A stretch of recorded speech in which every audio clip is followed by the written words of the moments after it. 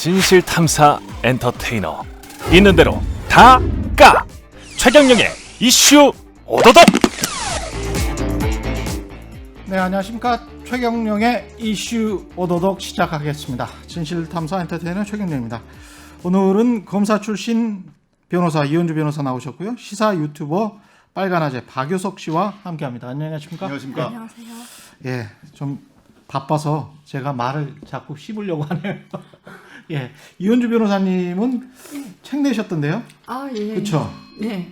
내가 검찰을 떠난 이유. 예, 맞습니다. 예, 지금 서점에서 볼 수 있습니까? 아니요, 24일부터 서점에 풀리는 걸로 알고 있고요. 지금은 예약 판매 받고 있습니다. 아, 예약 판매까지 받고 네. 있군요. 내일이잖아요, 24일이면? 예, 그렇죠. 예, 그러면 뭐 지금 인터넷에서는 구매 가능하겠네요.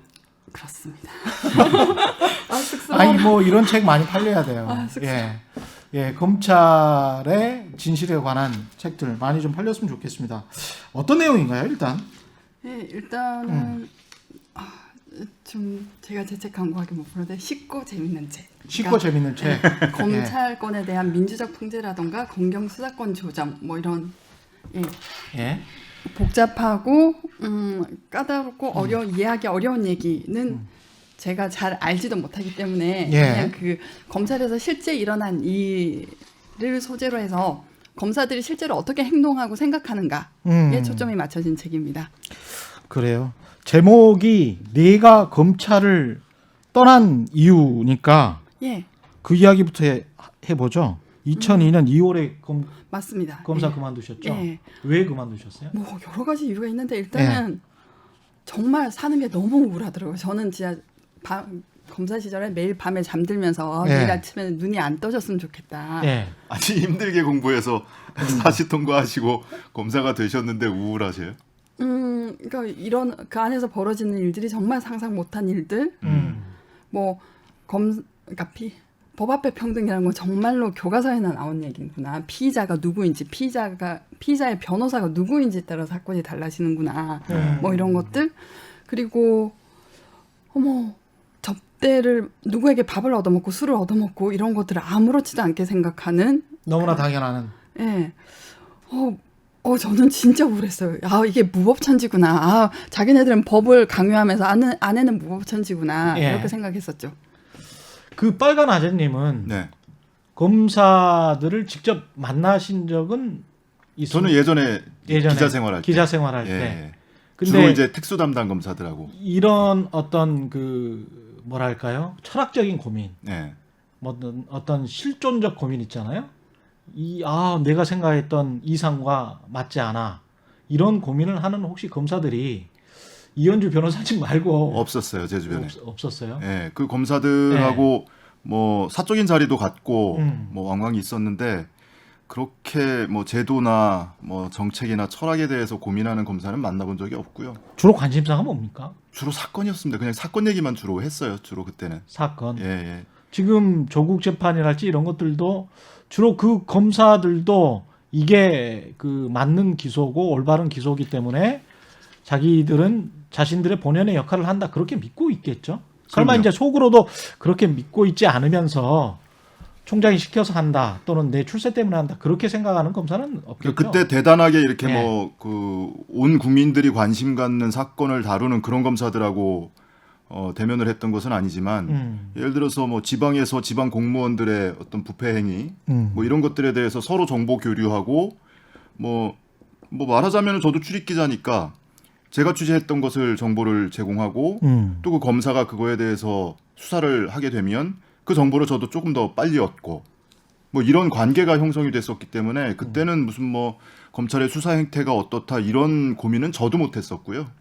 그것을 당연하게 그냥 취재하고 수사하고 뭐 그런 관계로만 만났었죠. 그게 우리가 겉보기에는 그리고 본인들도 그게 허위 의식인지 뭔지는 모르겠지만 세뇌된 건지는 모르겠지만 사회적으로 문화적으로 그렇게 된 건지는 모르겠지만 본인들은 사명감이 투철하게 뭔가 정의로운 일을 하고 있다라고 믿고 있을 거란 말이죠. 근데 이제 그 안에서도 아닌 것 같아. 이걸 발견하신 거잖아요. 그렇죠. 예. 검사들이 바깥에 하는 말하고 안에서 하는 말이 다른 거잖아요. 그러니까 그렇죠. 안에서 하는 말은 그러니까 뭐 사실 겉으로야 공정하고 우리 조직은 정의롭고 뭐 우리 검사들은 유능하고 뭐 그렇게 얘기할 수밖에 없죠. 겉에 대고 뭐라고 할까요? 근데 그렇죠.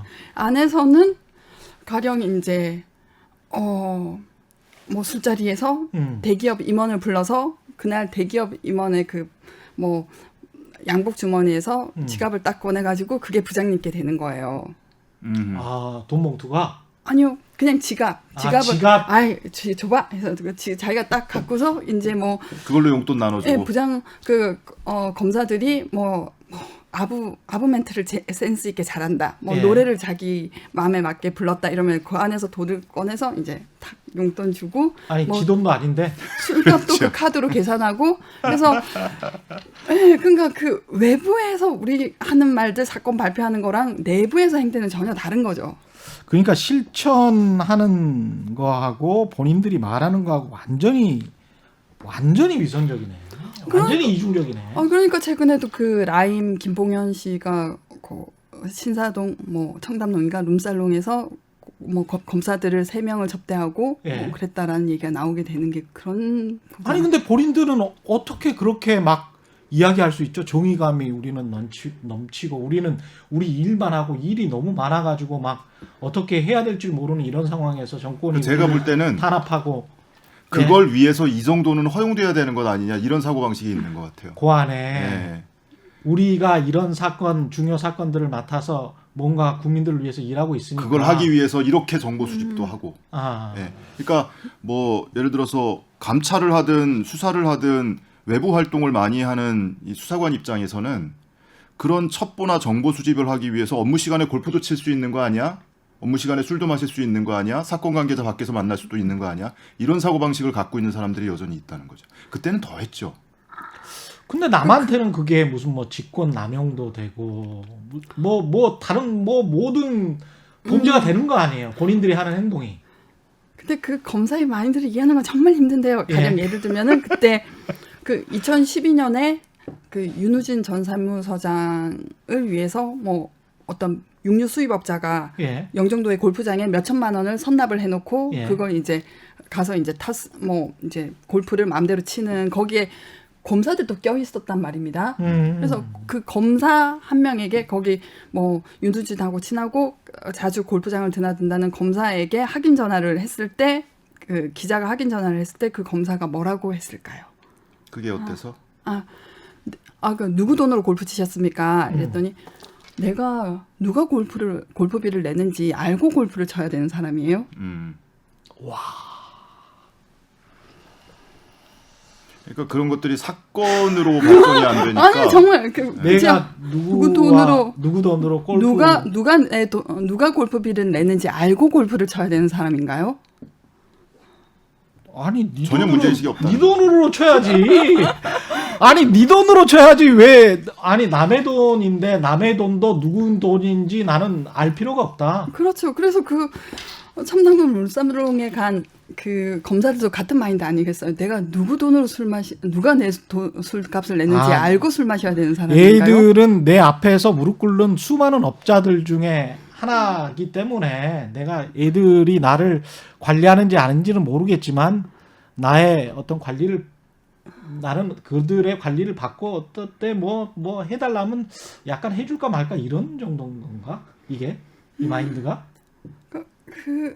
다 아래 것들인가? 그냥? 여러 가지로 그러니까 뭐 어떤 분들은 스폰서에게 용돈 좀 받고 네. 거학을 척결하면 좋은 거 아니냐. 예.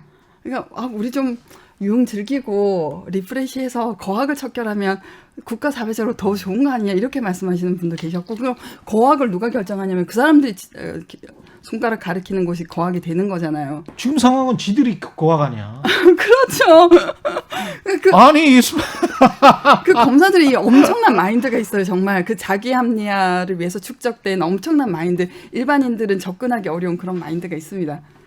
근데 사실은 뭐 지금 신기하네. 검찰 관련한 얘기를 하고 있지만 예.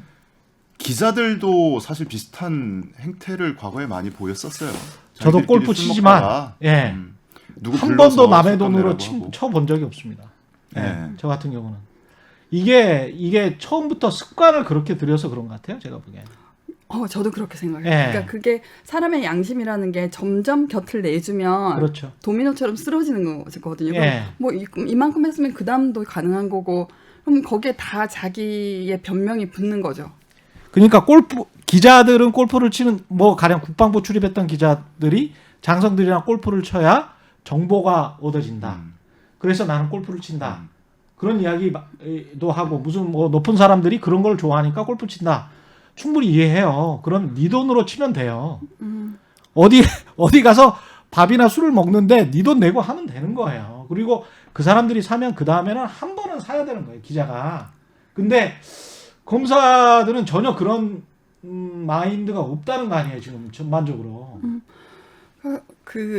그분들을 하고 정말 심층 인터뷰를 하고 싶은데 하나의 마인드는 그러니까 자기하고 변호사 연수원 동기였는데 뭐 변호사로서 돈을 잘 벌고 있는 대형 로펌에 뭐 자기보다 뭐 대여섯 배 벌고 있는 사람들을 생각하게 된단 말입니다. 그럼 네. 나도 쟤하고 출발선은 같았는데 뭐 나도 저 정도 누릴 수 있지 이런 생각도 있는 것 같고요. 그런 생각도 있는 것 같고요. 그리고 뭐야? 그리고 나서 그 대외적으로는 또 월급이 작네. 우리는 뭐 공무원으로서 국가에 충실하게 봉사하네. 뭐 어쩌고저쩌고 또 그런 말은 또 막 하잖아. 근데 그게 또 그걸 제도적으로 뒷받침한 게 이때까지 검찰 내부의 감찰도 무기력하고 사실 대외적으로 시끄러우면 겨우 자기 동료에 대한 수사에 들어가지 내버려 뒀잖아요. 그렇죠. 사람을 패고 결국 자살하고 그런 사건이 있음에도 불구하고 그런 것도 유야무야 됐습니다. 그러니까 2012년에 김강준 부장검사, 뭐 유진 기업에서 뭐 몇 억 받으시고, 그리고 그 조이팔 다단계 사기꾼 조이팔에게도 몇 억 받으시고 내부에서 그 사람이 문제 있는 거 몰랐냐면 안 그렇거든. 다 알고 있었어요. 오히려 이제 통 큰 검사, 우리 시대의 마지막 검사라고 불렸다고요. 수사관들 룸살롱에 가서 막 좋은 데서 가서 접대해주고. 그러니까 조직 내에서 그런 사람들이 좋아? 인기 좋죠. 예. 빨간 아저씨 말씀이 맞긴 맞다. 네. 기자들도 그거를 통큰 기자. 그럼요. 그리고 우리 시대의 마지막 기자 뭐 이렇게 우리 시대의 마지막 검사라고 불렸어요. 김강준 네. 부장검사가. 그리고 이제 그런 사람들이랑 친하면 부장님이나 국장님이 아니고 그냥 형이라고 그러거든요. 그렇죠. 예. 아니 그리고 뭐 형이라 굳이 그래요. 뭐 약속을 예. 잡아서 골프를 치고 룸사롱을 가고 뭐 그 이전에 이미 기자들끼리 술 먹다가 뭐 자리 옮길 때쯤 되면은 누구한테 전화해서 잠깐 오시라고 그러면 와서 알아서 술값 내고 가고 그런 경우 옛날에 많았죠. 옛날에 지금 많았죠. 김영란법 때문에 지금 그게 없어진 거지. 굉장히 심지어는 많았어요. 돈을 파킹을 해놓고 여의도에는 그런 경우도 있죠. 예 돈을 월 300만 원은 써 그 부서 회식하고 그럴 텐데 힘들 텐데 그러면서 300만 원 파킹해놔. 그러면 부서원들이 가서 어느 부장님이다 이렇게만 하면 되는 상황. 네. 예. 그런 상황도 한 10년 전이었던 것 같습니다. 근데 그런 내용들이 실사례들이 지금 이 책에 다 담겨 있는 거예요. 그렇죠. 그리고 검사들의 또 하나의 그 허위 의식 마인드는 내가 이렇게 접대를 받아도 사건은 공정하게 한다. 아 신이네. 나는 이 사람을 무혐의 해줬지만 이때까지 아. 그 뭐 청탁이 들어와서 이 사람이 뭐 접대를 받아서 아니면 이 사람의 친구가 나한테 그동안 잘해준 게 있어서가 아니고 나는 네. 그냥 공정하게 해결했다는 거예요. 그러니까 가책을 받을 일도 없어요. 예. 나라 무인이군요. 정말 오만한 사람들이네. 근데 이 조직 내에서 심지어는 여검사를 상대로 성추행이나 성희롱도 빈번합니까? 그렇죠. 책에 그런 내용도 그 있다는데? 얘기하면은 참담한데 예. 사실 이제 저희가 왜 이런 꼴을 당하고 살아야 되냐 이렇게 자조적으로 얘기할 때 어느 여검사가 이렇게 농담으로 부장검사님이 뭐 룸사롱에서 오른쪽 왼쪽 좀 구분 못할 수도 있지. 오른쪽 왼쪽을 구별을 못해? 그러니까 예? 한쪽에는 여검사가 여, 앉아 있는 거고 한쪽은. 한쪽에는 융적개곤이 앉아 있는 건데 우리 왜 이런 취급을 당하고 살까 이랬더니 부장검사님이 좀 오른쪽 왼쪽 분간 못할 수도 있지 라고 하더라고요. 직접 겪으신 건가 봐요. 정말 황당하군요. 슬픈 조직이네 이건 진짜. 그래서 아니 그것도 구분 못하는 사람이 부장검사면 재판은 어떻게 하며 기소는 어떻게 합니까? 그게 그 뒤로도 그러니까 저 때도 그런 일을 겪었는데 그 진동균 검사 사건 예. 서지현 검사 미투 보면서 여기는 안 바뀌는구나. 그러니까 세상이 변하는 속도보다 훨씬 느린 거죠. 폐쇄된 조직이니까. 정말 거기다가 언론 유착이랄지 빨간 아저님 말씀하셨지만 이런 것들도 실질적인 사례들이 좀 있습니까? 이 안에 책 안에? 그건 이제 뭐 채널 A 건으로 해서 검언 유착 문제가 예. 있잖아요. 그거부터 해서 다루고 있습니다. 참 그 법조 기자가 취재하는 걸 보고 예. 이렇게 깜짝 놀란 적도 있다는. 그분은 제가 예. 정말로 이게 법조 기자가 이렇게 쉽게 기사를 쓰는구나라고 생각한 일이 있었어요. 뭐냐면은 저하고 얘기를 나눴단 말입니다. 근데 예. 제가 무슨 손오공 머리카락 분신한 것처럼 세 사람이 돼 있더라고 기사에서. 기사 안에서. 기사 안에서 예. 다 내 이야기인데. 예, 서초동 어느 변호사에 의하면 한 법조계 인사에 의하면 이분 검사 출신 변호사에 의하면 전화 한 통 가지고 기사를 쓰는구나. 그리고 뭔가 검찰의 비판적인 기사를 쓰고 싶으면 그걸 들을 수 있는 사람한테 전화를 하고 우호적인 걸 듣고 싶으면 또 그렇죠. 그런 사람한테 검사 정관에게 전화를 해서 이렇게 기사를 정말 앉은 자리에서 기사를 마구마구 찍어내시더라고요. 고민 없는 기사를. 그리고 심지어 어느 게 저의 의견을 법조계 인사 3명으로 분신을 시킨 데다가 그걸 또 한 꼭지를 자기 의견인 것처럼 또 적었더라고요. 와, 이렇게 편하게 이렇게 참 날로 먹으려고 하시는구나. 그러니까 이현주 변호사가 다 이야기한 거를 예. 세 사람으로 나눠서 각각 다른 변호사인 것처럼 이야기를 하고 예. 그게 검사 출신 변호사, 법조계 인사, 뭐 변호사 이렇게. 예. 근데 그게 사실은 검사가 쓱 흘려주는 거를 기자들이 기사를 쓰는 방식이잖아요. 그렇죠. 검찰 관계자라고 하고. 예, 관계자라고 네. 하면서 요만큼 들은 거를 침소 봉대해가지고 그렇죠. 사실은 수사 단계에서 보도라는 건 다 그런 식이잖아요. 피의사실 공표라는 게 엄연히 범죄임에도 불구하고 이게 사문화돼가지고 압도적인 보도량에 의해서 뭐 그 사람 이미 유죄고 나쁜 놈이죠. 근데 그런 이게 식으로 쉽게 취재하는 습관이 배워가지고 형사 사건이 아닌 다른 뭐 검찰 관련 이슈에 대해서도 그렇게 취재를 하시더라고요. 이게 이런 거는 제가 보기에는 사기라고 보는데 왜냐하면 가령 대검 공보 대변인이 있는데 그 사람이 검사란 말이에요. 근데 그 사람이 마쿠 브리핑을 한 내용, 백 브리핑을 한 내용을 쓰면서 검찰 고위 관계자라고 익명으로 보도를 하는 경우를 봤어요. 그러면 검찰 고위 관계자라고 하면 약간의 중립성이 보이는 거예요. 지금 상황에서는. 법무부와 대검이 이렇게 대립하고 갈등하는 상황에서는. 근데 대검 공보실에서 거기서 대변인 하는 사람이 이야기를 했다면 그거는 검찰총장 편에서 저렇게 이야기했구나. 이렇게 이제 독자들은 볼 수가 있는 거거든요. 근데 그걸 검찰 고위 관계자라고 봤거나 근데 검찰 고위 관계자는 맞지. 팩트는 맞지만 사기야. 왜냐하면 자세하게 그 사람의 직함이나 지위를 일부러 빠뜨리는 거잖아요. 이거는 일부러. 그리고 아까 무슨 자기 의견 있냐 이렇게 뒤에 이현주 변호사 이야기를 막 쓴다는 거는 지가 잘난 것이냐 이렇게 뻐기는 거잖아. 지 생각도 아닌데. 그리고 그분이 또 어느 특정 검사장하고 너무 친해서 그 검사장에 대해서는 호의적인 기사들을 마구마구 써주는 걸 보고 사실 저하고 만났을 때 실제 만나서 얘기를 나눈 적이 있는데 그 검사장에 대해서 칭찬을 하시길래 사실 내부 평판은 굉장히 평검사들한테 나쁜 사람이었는데 뭐 그냥 그렇게 생각하나 보다라고 생각을 했는데 그 뒤로 기사를 보니까 기사로 보답을 하고 계시더라고요.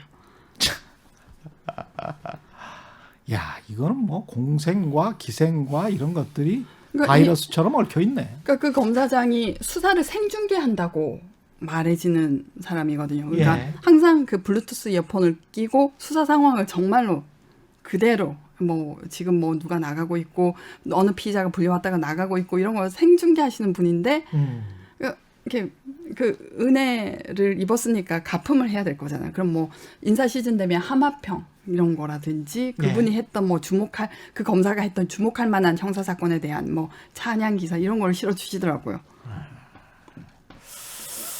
그래서 이렇게 사실은 기자들은 검사 고위직하고 알고 검찰 고위직하고 지나고 싶잖아요. 그러면 그분들하고 시각이 동화돼서 검찰 내부의 문제에 대해서도 그 사람들하고 똑같은 시선으로 보게 되더라고요. 그래서 맞아요. 네. 네. 저는 언론이 그 검찰의 내부 고발자들 임은정 검사, 서지영 검사, 진혜원 검사를 다루는 걸 보고 또 참 이렇게 검찰 간부들하고 시선이 똑같구나라고 생각하게 됐죠. 이게 최경영 기자께서도 늘 비판하시는 출입처 문화 거기서 맞습니다. 비롯되는 거죠. 예. 근데 그것이 이제 유독 검찰은 정보가 검사들이 압도적인 정보를 가지고 있다 보니까 그 정보를 듣기 위해서 그런 공생관계, 출입처 문화로 인한 뭐 예를 들면 검사들 지금 말씀하신 것처럼 정보를 슬슬 흘려주는 검사들이 있단 말이에요. 그거는 평검사들은 아닐 거예요, 대체로.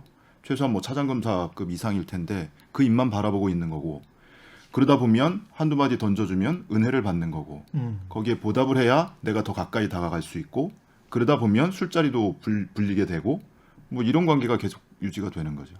이 외신 기자들 얼마 전에 보도 나왔습니다마는 유럽 기자들이건 미국 기자들이건 이런 시스템을 이해를 못 하겠다는 거 아니에요, 지금. 출입처라는 시스템을. 이게 어떻게 해서 이런 시스템이 됐는지, 이거 뭐 일제시대 때부터 이렇게 된 거라고 이미 많이 이야기가 나왔습니다만은 외국에서는 전혀 이렇게 안 하는 지금 상황이거든요. 어떤 아이템이 발생을 하면 그 아이템 때문에 검사한테 전화를 해볼 수는 있겠지만 그건 취재원의 그냥 원오브댐이죠. 예, 여러 사람들 중에 한 명이고 관련해서 뭐 피의자가 노동자다 그러면 노동단체도 만날 수 있는 거고 노동자 가족도 만날 수 있는 거고 여러 사람을 만나고 난 다음에 사건의 실체와 진실을 파악하려고 하는 거겠죠. 그게 이제 독립적인 진실의 접근 방법이지 않습니까? 기자들이 해야 되는. 그럼 자기들은 돈 받고 언론사에서 돈 받고 일하면 그 언론사에서 돈 받고 일한 만큼 진실을 따라가는 길들이 여러 방향으로 이렇게 있어야 될 텐데 이쪽에서 말하는 거를 그대로 타이핑해서 그대로 전달해 버리면 검찰청에서 돈 받고 일해야죠. 올 7월에 박원순 시장이 가셨을 때 예. 그때 조중동의 그 태도가 뭐였냐면은 서지영 검사, 임은정 검사, 진혜원 검사한테 이 사건에 대해서 입장을 표명하라. 이거는 프레임을 짜는 기사잖아요. 그러니까, 그것도 폭력이에요. 예. 사실은. 그러니까 뭐 박원순 시장을 혹시라도 뭐 비난하는 그런 발언을 했으면은 뭐 민주당 정부를 예. 민주당을 공격하는 걸로 소재로 써먹었을 테고 예. 뭐 그렇지 않고 뭐 다른 정반대의 발언을 했으면 뭐 사실은 뭐 검찰 내부에 뭐 선량한 목소리를 내고 있는 척 하나 실은 뭐 정치 검사다 이 정부에 뭐 편향됐다 뭐 이런 기사를 써낼 테고 그러니까 함정을 파놓고 그 발언을 기다리는 느낌을 제가 받았어요. 그렇죠. 그러면서 이제 본인들의 또 도덕적 우월성이나 이런 것도 확보하려고 하는데 똑같이 이제 되치기를 늘 당하잖아요. 대구에서 뭐 어떤 이상한 뭐 구원입니까? 이게 뭡니까? 예. 정치 뭐 어떤 국민의힘 의원이 아주 심한 여기자에게 성희롱을 했잖아요. 그것과 관련해서 이제 대중이 이렇게 물어볼 수밖에 없는 거예요. 그러면 이런 식으로 이제 당했기 때문에 그럼 김재련 변호사는 어떻게 생각하세요? 왜 말 안 하세요? 조선일보는 왜 이거 이야기 안 해요? 너희는 왜 장자연 사건 이야기는 잘 안 하니? 뭐 이렇게 그러면 서로 간에 이제 계속 신뢰관계가 깨지는 거죠. 그래서 사회가 서로를 믿지 못하게 하는 방법을 언론 스스로가 구사를 하고 있고 검사들 스스로가 구사를 하고 있는 것 같습니다. 사실은. 황당한 거죠.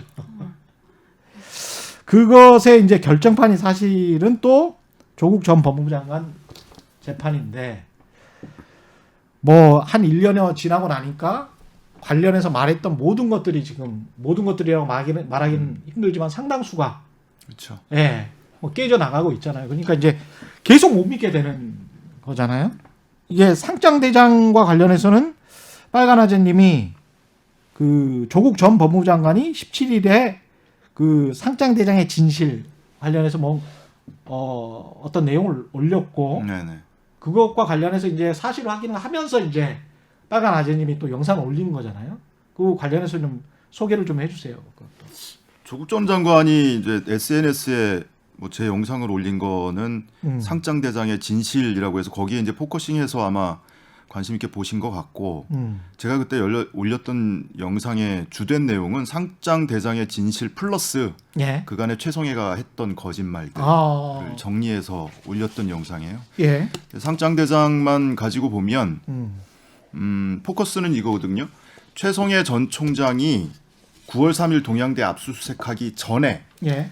표창장의 존재 여부를 알고 있었다.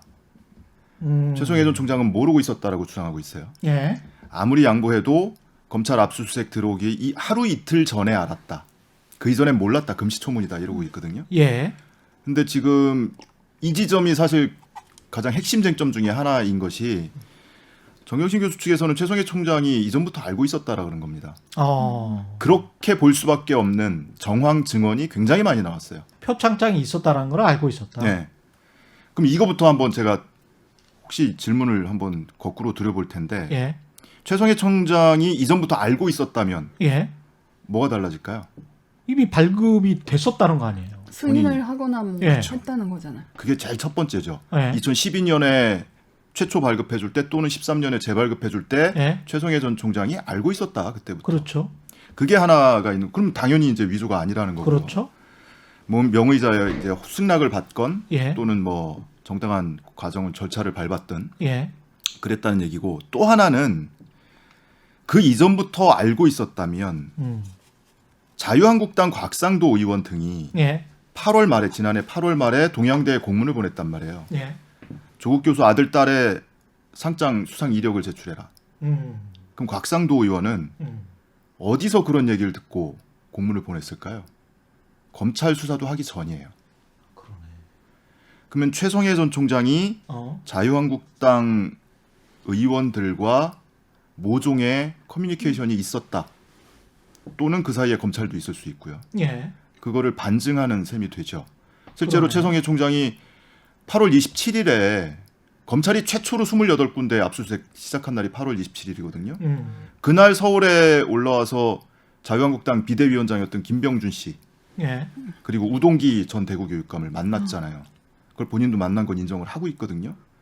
그날이 8월 27일입니다. 그러니까 그런저런 자리를 통해서 많은 교감이 오갔을 수 있다라는 것을 반증하는 셈이 돼서 최성해 전 총장이 과연 9월에 알았느냐 8월 이전에 알고 있었느냐는 굉장히 중요한 쟁점이 돼 있고요. 그러네요. 그리고 8월 27일 이전에 알고 있었다라는 정황이 너무 많아요.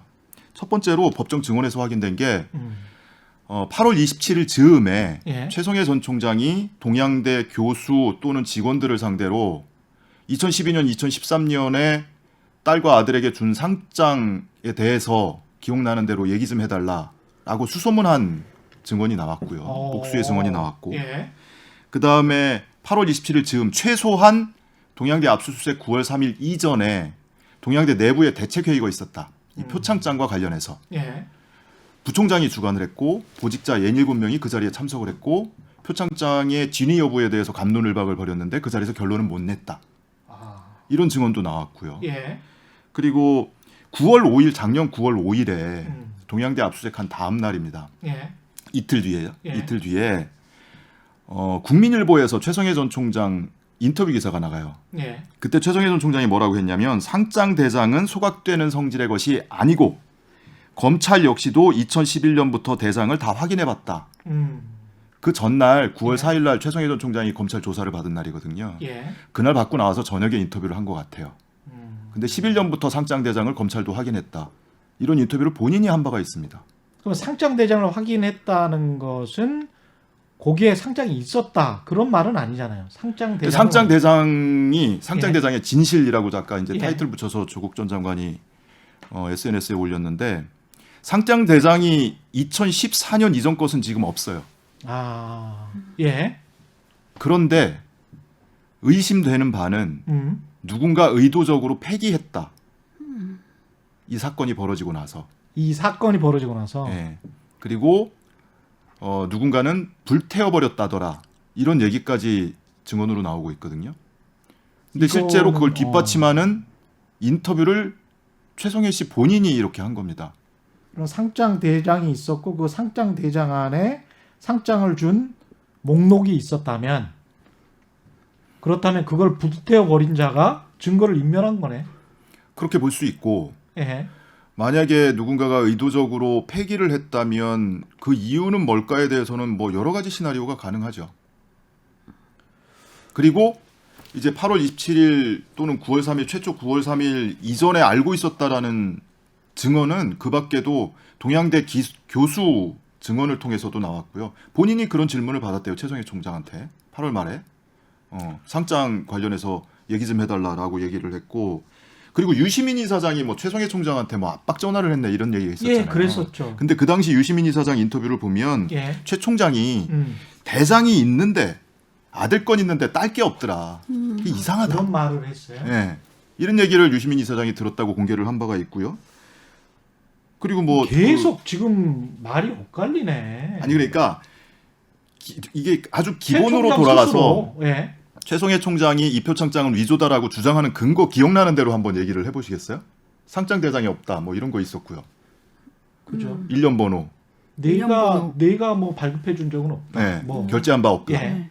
그 1년 번호가 다르다. 1년 예. 누적된 번호가 아니고 갑자기 뭐 가지 번호가 2개 들어가더라. 그렇죠. 그리고 1년 번호에 부서명이 있더라 그거는. 예. 그리고 밑에 명의자 이름에 교육학 박사가 있어야 되는데 없더라. 맞아요. 이거예요 전부. 이거 다 거짓말입니다. 아, 그래요?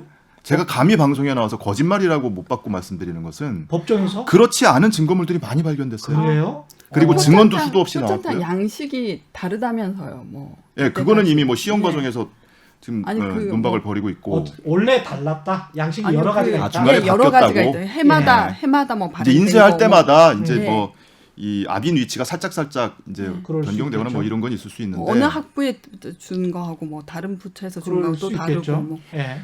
가지번호 2개 붙은 그리고 부서명이 붙은 일련 번호 실물이 이 딸 것 외에도 여러 발견이 됐고요.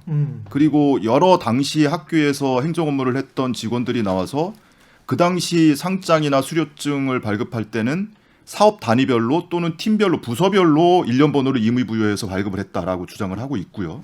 그런 증언이 나왔고 그리고 밑에 교육학 박사 안 들어간 상장은 이미 여러 나왔어요. 오히려 교육학 박사가 들어가면 그게 가짜 아닙니까? 이분이 교육학 박사 아니잖아요. 아니죠. 그러니까 지금 뭐 상장 대장에 없으면 안 된다. 상장 대장에도 없고 직인 대장에도 없는 상장 수료증들 수도 없이 발견이 됐고요. 그러니까 제가 지금 여기서 감히 네. 거짓말이라고 말씀을 드리는 거예요. 아니 그러면 최성해 총장을 뭐 수사해서 이건 무슨 뭐 범죄 안 되나요? 어떤 의도까지 밝혀낸다면 그거 이미 고발된 것도 1년이 넘도록 수사를 안 하고 있잖아요. 학력 위조는 고발됐죠. 네, 학력 위조로 뭐 사기했다. 예. 그리고 뭐 횡령 배임했다라는 거. 지금 뭐 고발인 조사도 아직 한 번도 안 했다니까요. 박사 아니면 사실 총장 되기도 힘든 거 아닙니까? 그렇죠. 예. 근데 조국 전 장관 사건은 원래 처음에서부터 검찰하고 야당하고 뭔가 이어진 듯한 걸 굉장히 많이 암시가 돼 있잖아요. 그렇죠. 가령 인사청문회 당일에 청문회 당일날 여상규 위원장이 맞아요. 뭐 사퇴할 의사 없느냐 계속 메시지 줘요. 네, 라고 예. 했었고 그리고 주강덕 의원이 국감장에서였나요? 그 압수수색 현장에서 있었던 일 조국 전 장관이 전화를 해서 우리 아내가 아프니까 빨리 맞춰달라. 사실 현장에 있던 사람 말고는 모르는 건데 그게 주강덕 의원한테 흘러가서 국감장에서 얘기를 한단 말입니다. 당장 뭐 그런 정황뿐만이 아니고 딸의 생기부 어디서 입수했습니까? 그거 아직도 못 밝혀내고 있잖아요. 그건 범죄잖아요. 예. 이건 누가 봐도 한심한 게 특수부 검사들이 이런 일을 하는 게 아닌데 특수부 검사들이 그 여학생의 자기소개서 한 줄 한 줄을 분석했다는 거 아니에요? 이거는 거짓말이고 굉장히 꼼꼼히 분석했어요. 예, 그게 말이네. 그냥 입시 사정관으로 전직하셔도 될 것 같은데. 네. 예. 그 아니면 뭐 학원 강사를 하시든지. 이런 사건들은 야 이거 사건 되니까 최성해는 한번 조사를 해봐야 되겠다. 내사라도 해보자. 또는 사건 배당해서 어떻게 해봐라. 라고 하는 거는 누가 어떻게 하는 겁니까? 이것도 책에 쓰신 거 아니에요? 사건 배당과 관련해서. 사건 배당의 경우에는 사실 형사부는 차장 검사가 부별 배당을 하고 예. 그 형사부에서 부장이 개개 검사한테 이렇게 손배당을 하는 예. 그런데 이거는 특수부 사건이죠. 특수부 사건이 되면 대검의 범죄 정보가에서 수집한 거를 특수 1, 2, 3, 4부에 어떻게 던져줄지는 그건 또 안에서 뭐 하시겠죠. 아니 최성해 고발건 말씀하시는 것 같은데. 최성해 총장 건도 네, 꼭- 어떤 뭐라고 정의가 돼 있어야 될까? 이거 꼭 특수부는 아닐 것 같은데. 예. 이게 만약에 범죄가 된다면 예. 어떤 혐의가 있을까요? 지금 학력 학력 위조를 해서 있으니까 뭐 책을 발간하고 뭐 예. 이랬으니까 사기가 되겠죠. 예. 예. 혐의 그리고 학교의 업무상 횡령, 업무상 배임 혐의 예. 이런 걸로 이제 시민단체가 고발을 했었죠. 그건 교육부 감사 결과에 따른 거잖아요. 그러니까 그런 감사 결과도 있고 예. 여러 가지 이제 의혹이 나온 만약에 것도 있고. 그런 어떤 일련의 상장대장의 진실이 밝혀져서 최성해 총장이 의도적으로 정치인들과 공모해서 한 사람의 인생을 파탄 내려고 했다면 그러니까 이제 이게 이 최성해 예. 총장 피고발 사건 같은 경우 이제 아주경제가 취재를 해서 단독 보도를 한 건데 예. 당시에 사건이 이 배당된 과정이 송경호 3차장 윤석열 라인이죠. 그렇죠. 예. 그리고 송경호 3차장 밑에 반부패 수사 2부장 예. 고형군 부장 지난 연초에 인사해서 대구지검으로 발령 나 있죠. 고형군 부장이 바로 이 정경심 조국 사건을 수사 지휘를 했던 사람이에요.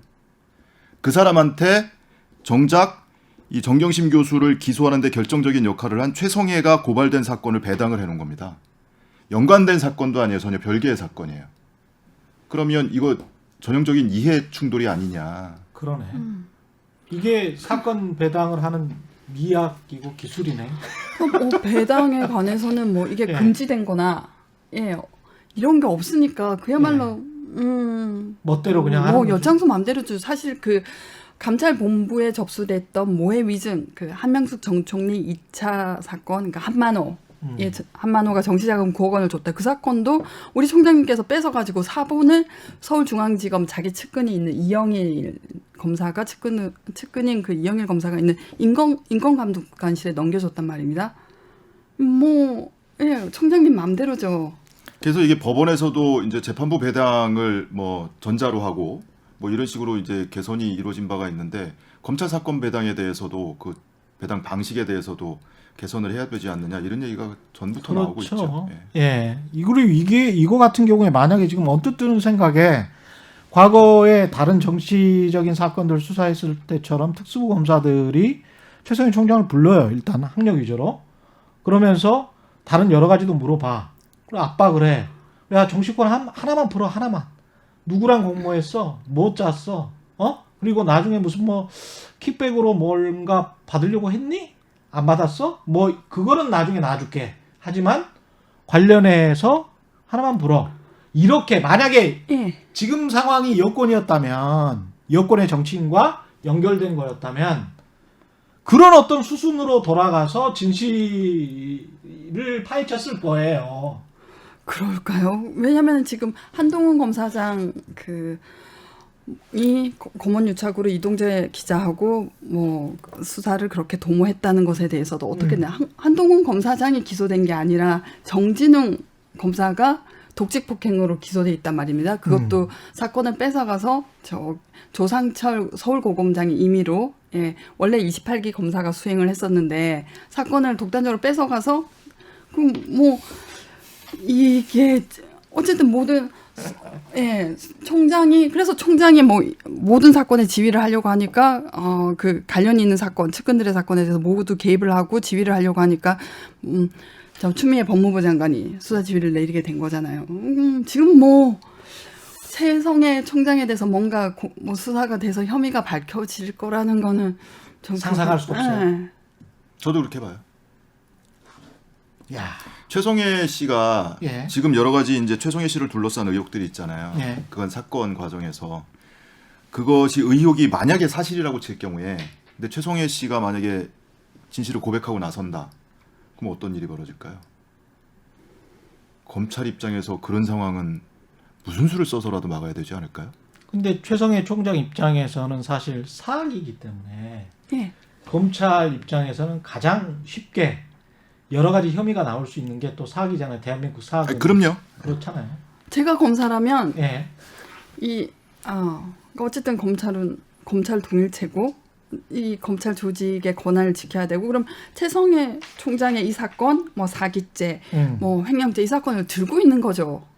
그렇겠지. 네. 그리고 이 건 말고도 네. 그 이전에 이미 최성해 전 총장이 이 사건과 무관하게 고발돼 있는 사건들이 있고요. 예. 그리고 아마 앞으로도 있을 겁니다. 그러니까 계속 그렇지. 뭐 조국 전 장관 목덜미는 딱 잡고 있고. 그렇죠. 예. 근데 절대 그게 말하지 이제 마. 고발한 사람은 저 사람을 처벌해 주십시오. 수사를 해서 처벌해 주십시오라고 고발을 하는 건데 예. 오히려 검찰은 그것을 콧뚜레로 써먹고 있는 거죠. 그래서 그러니까 봐주고 말고의 문제를 넘어서는 거예요. 그러네요. 예. 예. 그렇죠.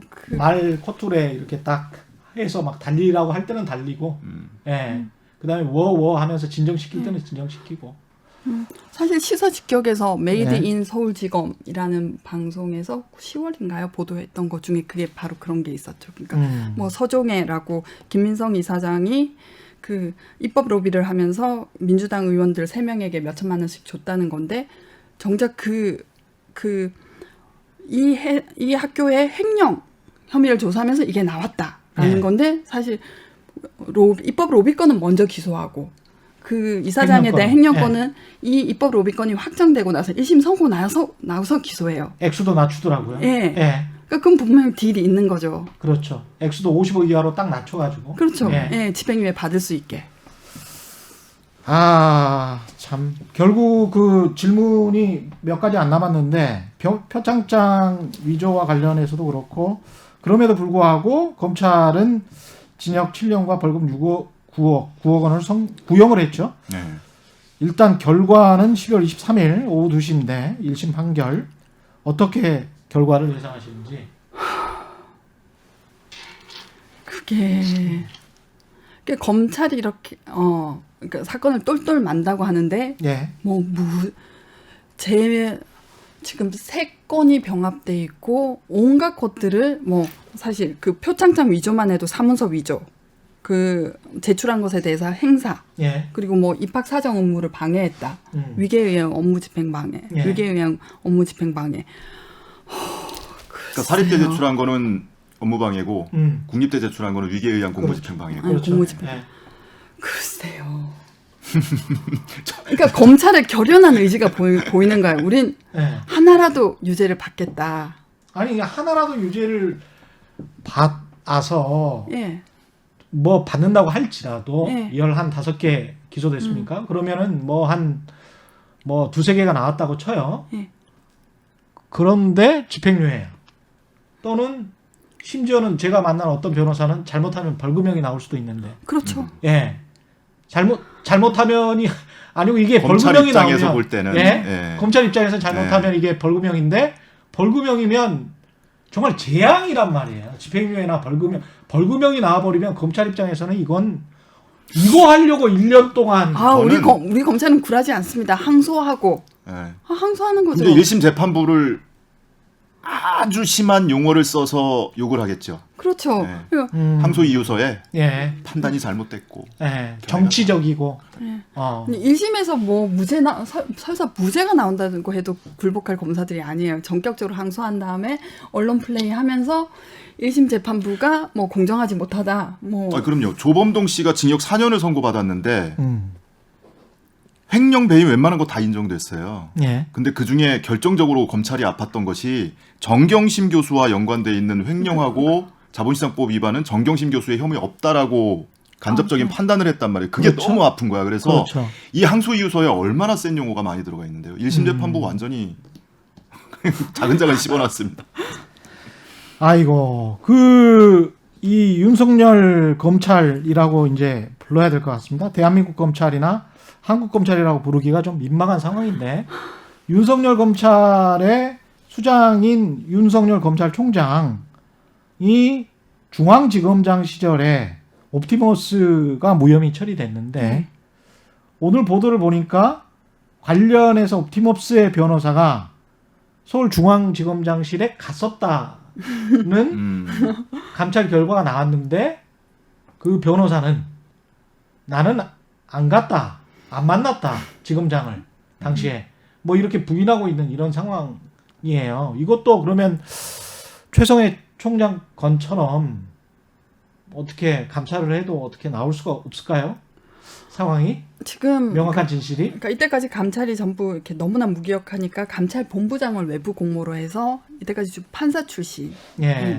이전에는 이준호 씨, 지금은 한동수 본부장인데 예. 감찰 1가, 2가, 3가의 검은 다 그냥 검사들로 채워져 있어요. 아. 감찰 1가는 정기 사무 감찰을 하는 데고 감찰 2가는 평검사를 예. 감찰하는 데고 감찰 3가는 고검검사 이상 간부들을 감찰하는 데인데 예.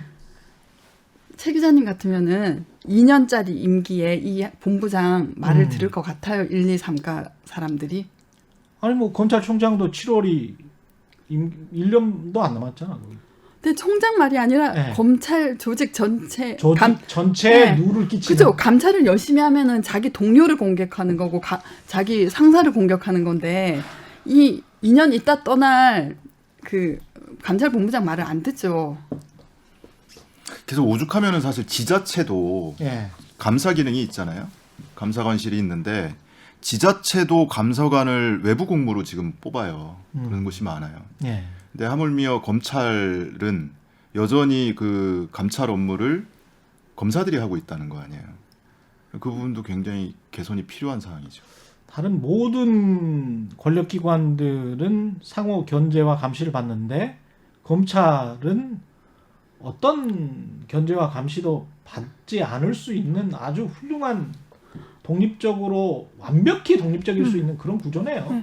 그 2016년에 한동훈 검사장의 그 처남이던 진동균 검사를 피해자만 조사하고 피해자 진술 조사하고 피해자 그 녹음 CD 이거를 대검 감찰의 그 캐비넷에 던져놓고 묵혀놓은 사람들이 검사들이잖아요. 근데 뭐 2018년 미투 이후에 그 문제가 제기돼서 예. 그 재판 받았죠. 진동윤 검사는. 뭐 이런 사람들인데 뭘 기대할 게 없죠. 예. 그러니까 그 3초 사건이라는 표현을 쓴다면서요? 이제 고발건이나 이런 거에 대해서 3개월 동안 기소 여부를 정하지 못한 사건들. 3개월 넘어가면 장기 미제라고 불리고 6개월인가 넘어가면 한 달 단위로 이 왜 늦어지고 있는가 사유서를 써야 되는데 뭐 이런 민감한 사건들은 위에서 묵히는 게 위의 뜻이라는 걸 아는데 서로 간에 서로 사인을 주고 받는 거죠. 뭐 그게 뭐 어렵겠어요. 그러니까 이게 기소를 건을 독점하고 있고 기소 편의주의에 따라서 불기소 처분을 할 수 있는 권한리를 갖고 있고. 예. 그러니까 지난번에도 제가 한번 그런 표현을 쓴 것 같은데 칼은 휘두를 때보다 칼집에 넣어뒀을 때 더 위협적이라고. 불기소를 할 수 있는 권한을 갖고 독점적으로 갖고 있다 보니까 그걸 가지고 얼마든지 사건을 원하는 방향으로 끌고 갈 수 있는 합법적인 권리가 주어져 있는 거예요. 검찰의 업보가 계속 쌓이고 있는데 이 업보를 어떻게 내부적으로 해결할 수 있을지 모르겠습니다. 오늘은 여기까지 해야 되고요. 예, 이현주 변호사님 가셔야 되니까. 예, 이현주 변호사님 그리고 빨간아재 이현주 변호사님 제가 다시 한번 소개를 드릴게요. 예, 내가 검찰을 떠난 이유의 저자 이현주 변호사님 그리고 빨간아재 박효석 시사 유튜버 고맙습니다. 고맙습니다. 고맙습니다. 최근에 이슈 오도독 단단한 껍질에 쌓여있는 궁금한 이슈를 들고 다음 시간에 다시 돌아오겠습니다. 고맙습니다.